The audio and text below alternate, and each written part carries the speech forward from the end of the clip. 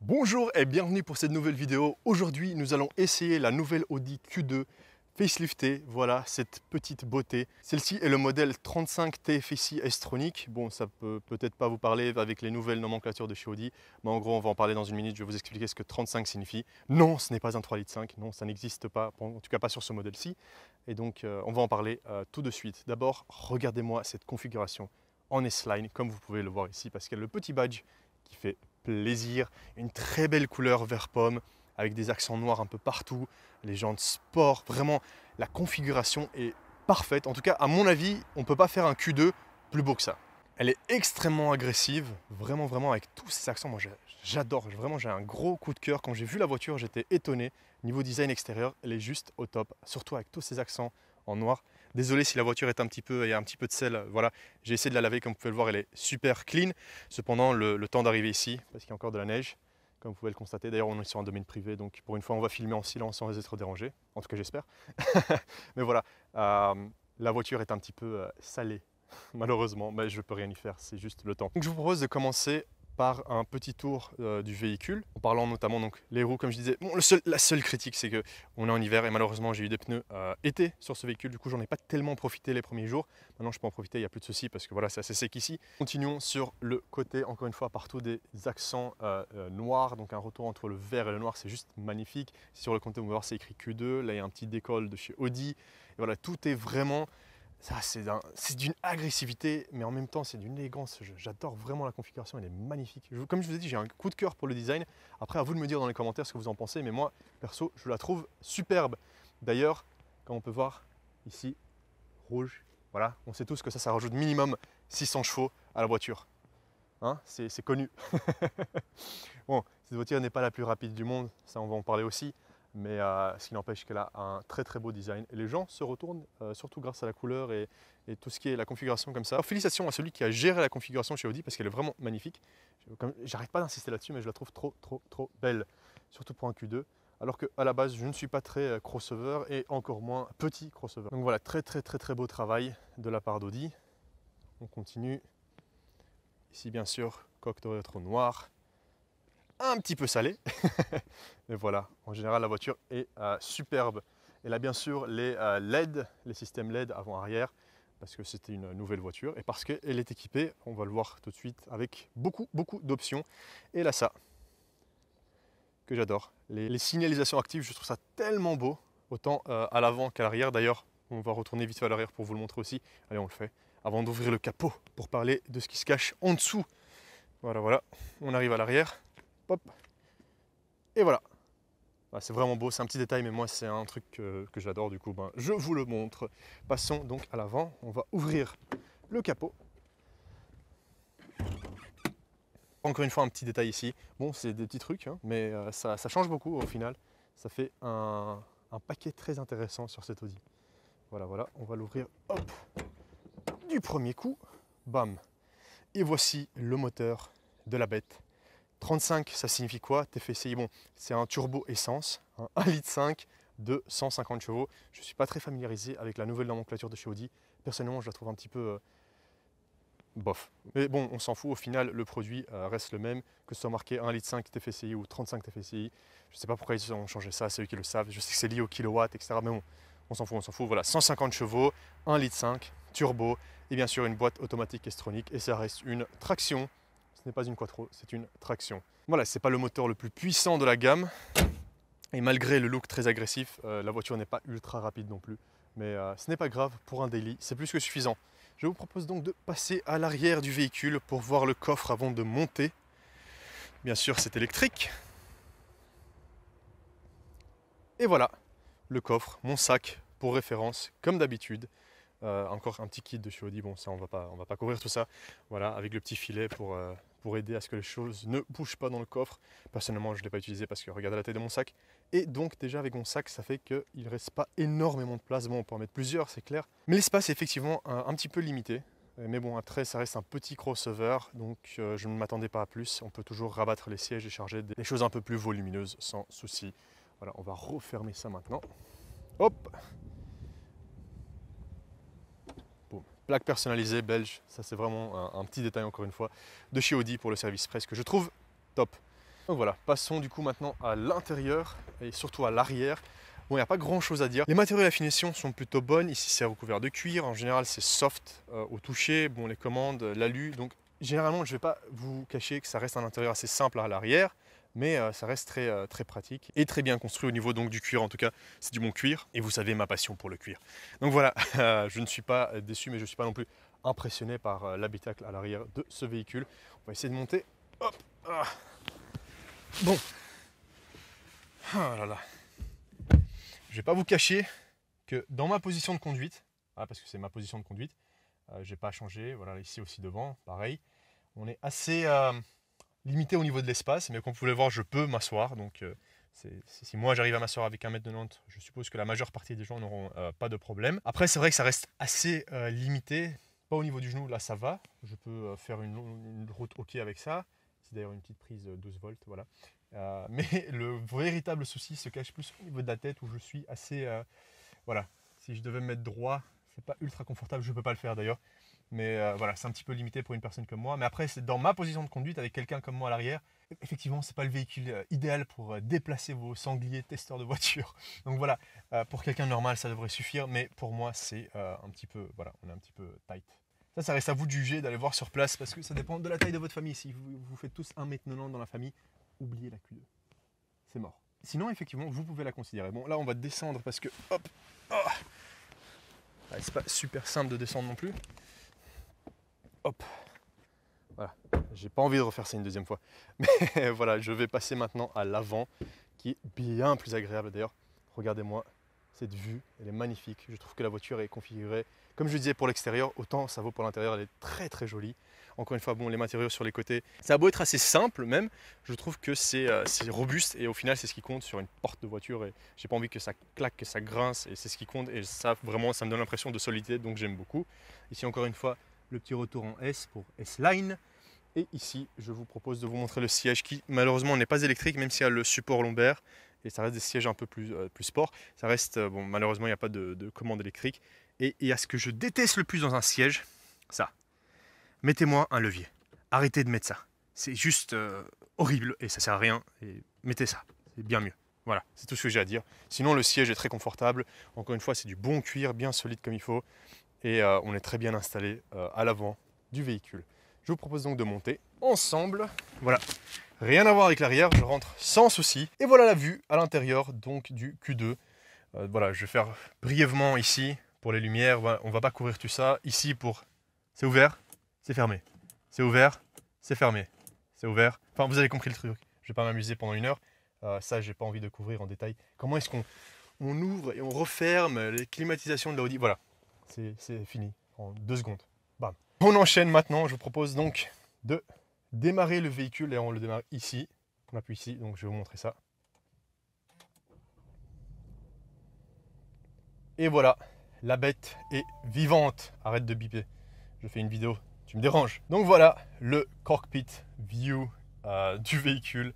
Très joli, très joli. Puis ça, on adore. Je sais que c'est un gadget. Je sais que dans l'utilité, c'est pas ce qui est de plus utile au monde. Et qu'effectivement, un affichage tête haute aurait été mieux, mais il n'y en a pas. Mais c'est juste magnifique. Et puis visuellement, moi, ça m'a conquis. Il n'y a pas de changement si on la passe en sport. Ça reste le même affichage, donc il n'y a pas de grosse différence. Ici, encore une fois, vous le voyez, c'est vraiment très beau, c'est magnifique, tout est bien solide, j'aime beaucoup le volant, vraiment un très beau volant, avec tout ce qu'il faut comme commande dessus. Il y a les petites palettes au volant aussi ici derrière, des 2 côtés bien sûr. Je trouve que ça fait un très bel intérieur, très bien dessiné, très épuré, et moi j'aime beaucoup, il y a des gens qui n'aiment pas, moi personnellement c'est quelque chose qui me plaît. Ici donc, vous avez le GPS, mais on va voir le menu en général, on va couvrir ça. Voilà, ici vous avez donc le menu, vous pouvez aller voir donc sur la carte, tout ce qui est Audi Connect pour le CarPlay, etc. Vous avez donc pour ce qui est du téléphone, des médias, la radio, le son et le véhicule. Le plus important, ici vous pouvez changer le comportement de votre véhicule. Personnellement je le laisse en auto parce que j'ai pas envie de trop me compliquer. Je l'ai parfois passé en dynamique pour voir un peu si ça changeait. Ça change effectivement en dynamique, elle est beaucoup plus agressive, elle répond plus vite. Mais sinon en auto pour tous les jours. Même pas en confort ou efficiency, j'ai même pas testé, j'ai directement roulé la voiture en auto et puis je l'ai laissé faire son truc. Fini pour le menu, je vais pas couvrir ça. Honnêtement, pour ce qui est de l'infodivertissement, c'est ce qu'il y a de plus proche de chez BM. Et quand je dis ça, c'est parce que BM fait un super infodivertissement, un système génial. Et Audi, c'est ce qui s'en rapproche le plus sans copier. Et personnellement, j'adore. C'est facile d'utilisation, c'est très efficace. Et comment ne pas aimer ça? Même au niveau du design, je trouve qu'il est très bien réussi. Voilà, ce n'est pas tactile. Mais bon, ce n'est pas grave. Passons ici à la clim, donc il y a le siège chauffant, autant passager que conducteur, comme je le disais, et puis la clim en général. Ici, vous avez quelques boutons, donc le Drive Select pour arriver directement au menu véhicule. Ici, le Start-Stop, l'assistance pour vous garer automatiquement, les radars de recul, tout ça, bon, on ne va pas non plus couvrir trop en détail. Et on descend ici, vous avez deux petites places pour vos petites bouteilles ou vos petits cafés du matin. Voilà, ainsi qu'un USB ici et une prise 12 volts. Ici, on démarre le véhicule. Ici, vous avez les contrôles pour les médias, la radio en général, donc volume, suivant, etc. Bon, play, pause, voilà. Je pense que c'est assez simple. D'ailleurs, c'est des Bang & Olufsen sur le système audio. Et le système audio est vraiment top. Ici donc la boîte automatique S-Tronic de chez Audi. Bon, simple à utiliser, ok, c'est super simple, c'est bien écrit, il y a un mode sport donc on aime. Certes, je ne pense pas que la Audi Q2 ait vraiment besoin d'un double embrayage parce que c'est pas une voiture de compétition, une voiture très sportive, donc personnellement, bon, après Audi fait ça et je trouve que vaut mieux avoir cette boîte là qu'une Multitronic, une manuelle parce qu'elle est très efficace et elle répond très bien. Et ici, vous avez des raccourcis pour le système d'infodivertissement, donc radio, médias, pour ce qui est GPS, navigation, téléphone. Et ici, le contrôle, donc très, voilà, ça ressemble un peu à ABM, même principe d'utilisation, mais j'aime beaucoup, très intuitif, donc voilà, on aime. Gros pouce bleu. D'ailleurs, n'oubliez pas de mettre un like à cette vidéo, hein, ça ferait plaisir. Ici donc le frein à main et le auto hold pour voilà, si vous voulez qu'elle tienne le frein à l'arrêt toute seule. Ensuite ici vous avez le chargeur sans fil ainsi qu'un rangement, donc si vous n'avez pas d'un téléphone qui se charge sans fil, là ici c'est le cas, mais si vous n'en avez pas besoin, donc ça fait un petit rangement avec un USB et un auxiliaire, donc jack. Maintenant on va passer au plus important parce que pour une fois j'ai une petite liste imprimée ici avec les options, le prix, donc on pourra en discuter un petit peu plus tard, mais ça je vais vous les montrer tout d'abord. Une fois le siège passager très joli, belle configuration. Mais passons donc à la configuration de la voiture. Comme vous pouvez le voir, c'est une Audi Q2 Business Edition S-Line 35 TFSI S-Tronic. Ah, ça fait un long nom, effectivement. Qui commence à 32 260 €. Bon, c'est vert pomme, intérieur noir, ça voilà. On est là-dessus, vous voyez la configuration. Et puis après, on passe aux options. Il y en a beaucoup, que ce soit le pack business, le toit panoramique. Bon, panoramique, ok, c'est un toit ouvrant plus qu'un panoramique, mais c'est pas grave. Tout ce qui est haillons, ouverture, fermeture électrique. Bon, vous voyez le Bang & Olufsen Sound System et toutes ces belles options. Je ne vais pas les couvrir, mettez sur pause et puis regardez, vous pouvez lire une à une ainsi que le prix. Mais pour un prix final total de 55 140 €.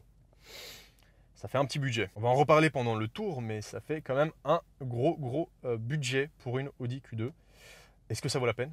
On va le découvrir tout de suite. D'ailleurs, je vous propose de laisser ça.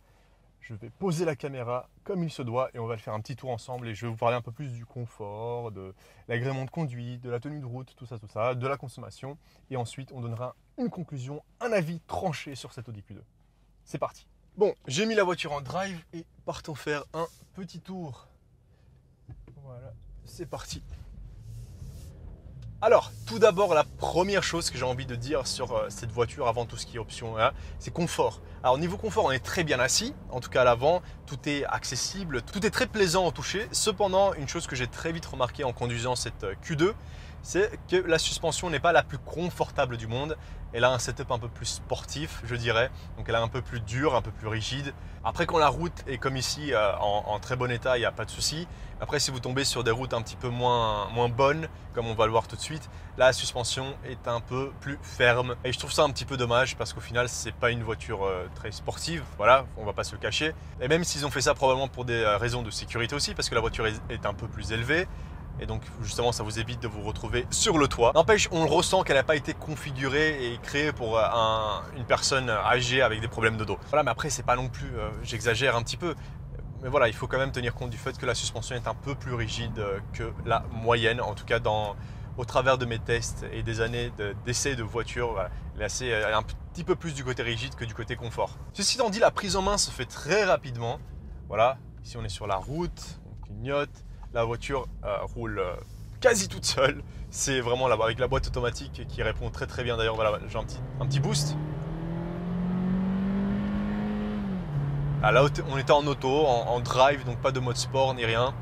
Et la voiture a eu un mini lag au départ, mais après c'est parti tout seul.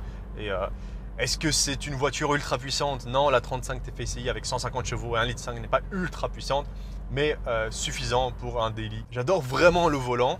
Et puis avec les petites palettes, ça permet justement, on va la passer en sport. On va passer ici, où il y a, hop, voilà, la suspension, très rigide. On a bien senti le dos d'âne. Mais là, on est en sport. On va passer la boîte en manuel et on est parti.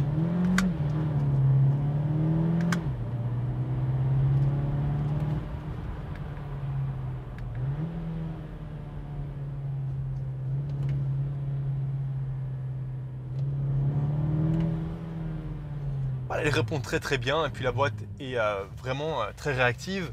Ouais, en conditions sportives, je trouve que la boîte est parfaite. Bah, ça reste une S-Tronic au final. On retrouve ça dans les gros modèles de chez Audi.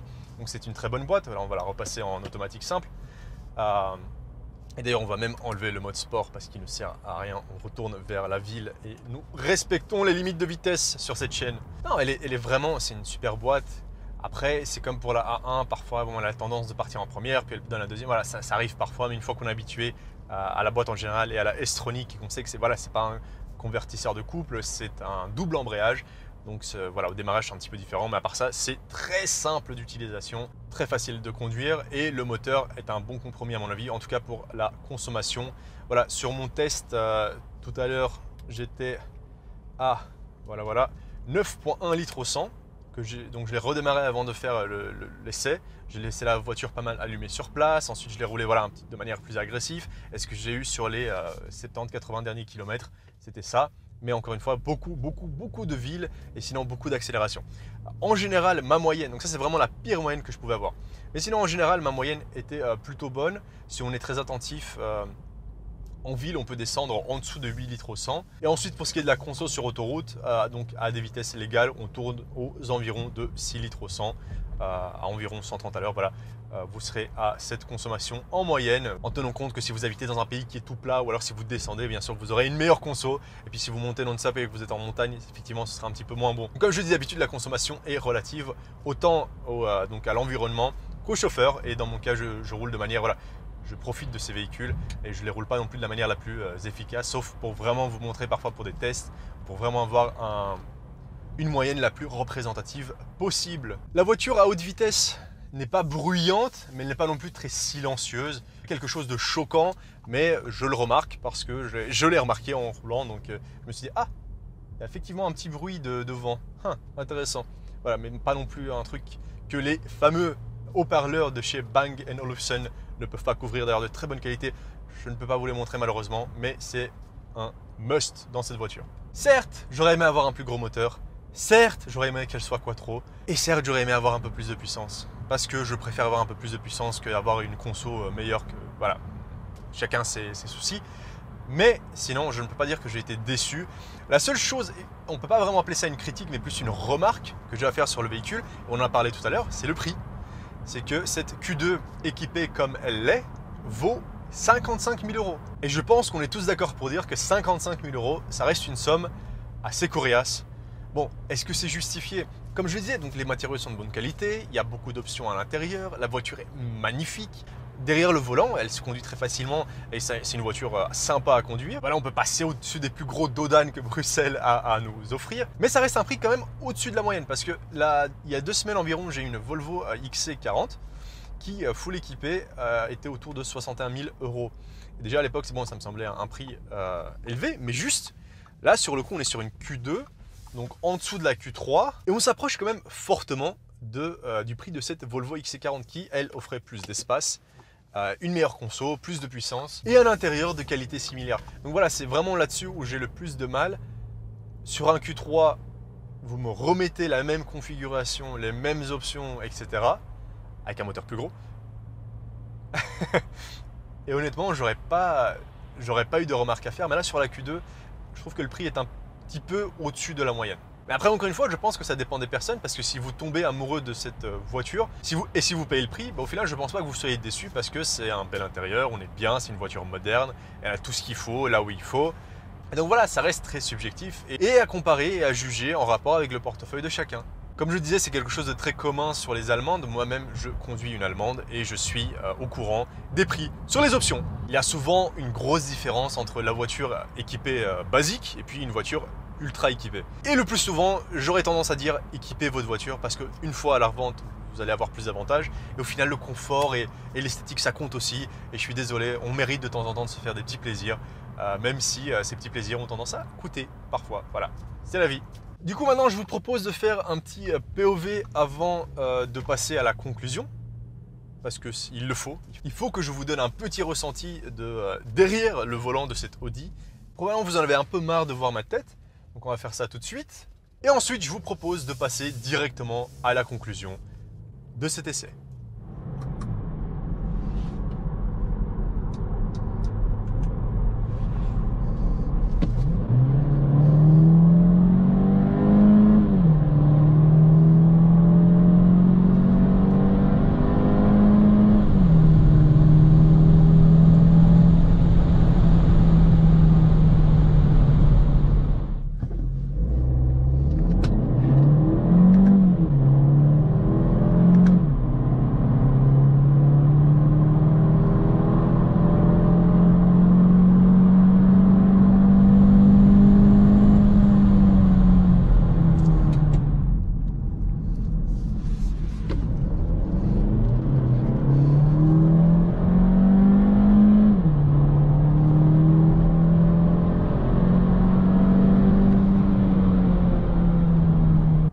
Et voilà, il est temps de passer à la conclusion. Est-ce que je trouve que cette voiture en vaut la peine? Oui, cette voiture est une très bonne voiture. La boîte est super, le moteur est économe et a un bon rapport puissance économie de carburant. Elle est très bien équipée, elle est très belle esthétiquement. Et encore une fois, j'insiste sur la qualité de l'intérieur qui est très robuste. Donc vraiment, il y a beaucoup de positifs. La voiture est pratique. Entre guillemets, oui, si vous n'êtes pas comme moi et que vous n'avez pas une famille de 2 mètres, voilà, elle est pratique, même si le coffre est un petit peu limité. Pour un usage quotidien et surtout en ville, nickel. Après, pour une longue route, voilà, il faut aussi s'adapter en conséquence, mais je pense que la voiture ferait l'affaire. Donc, beaucoup de positifs pour cette Audi, mais il y a aussi pas du positif, mais une remarque dont on doit tenir compte, c'est le prix. Donc, ça reste un prix conséquent, ça reste le prix d'une allemande. Ça offre aussi les avantages d'une allemande, mais il y a l'inconvénient, donc ça reste le prix qui est plus élevé que la moyenne dans cette gamme-ci. Voilà, il n'y a plus grand chose à dire, donc si vous avez aimé cette vidéo, n'hésitez pas à laisser un gros pouce bleu en dessous, allez, faites-le maintenant. Et si vous avez d'autres questions, n'hésitez pas à laisser un commentaire, j'y répondrai aussi vite que possible. Sinon, n'hésitez pas non plus à me suivre sur Instagram pour toute question, encore une fois, n'hésitez pas à envoyer un message là, puis abonnez-vous à la chaîne, ce serait cool, et puis suivez-nous sur Instagram. Vous connaissez voilà, il faut s'abonner, il faut suivre, comme ça je prends plus de voitures, on fait plus de vidéos et la prochaine ce sera pas une Q2 à 35 TFSI, mais une RSQ3. Donnez-moi du RS. Oui, je veux conduire une RS. J'ai un truc pour la RS3, RS4. Le moteur 5 cylindres de chez Audi, c'est un gros fantasme que j'ai depuis que je suis gamin et il faut absolument que je l'obtienne. Donc abonnez-vous en masse et comme ça je peux convaincre Audi de me laisser une petite RS entre les mains pendant quelques jours. Sur ce, je vous dis à la prochaine. Ciao.